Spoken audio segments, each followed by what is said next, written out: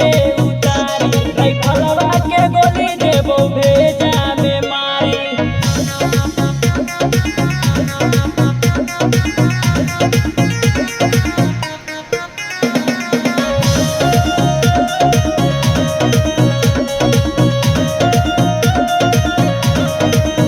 हमरा जैसन गुंडा से पाला जइया परतौ रहबो अकेले हमर कुछो नहीं उखड़तौ। हमरा जैसन गुंडा से पाला जइया परतौ रहबो अकेले हमर कुछो नहीं उखड़तौ।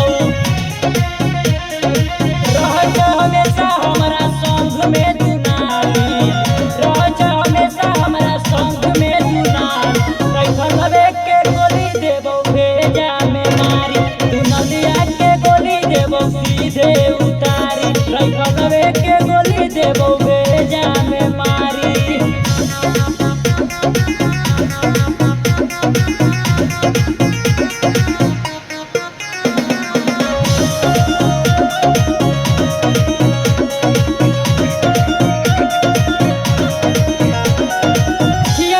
रंगदारी करल काम रे छौड़ा जितेंद्र के बनल छै पहचान रे।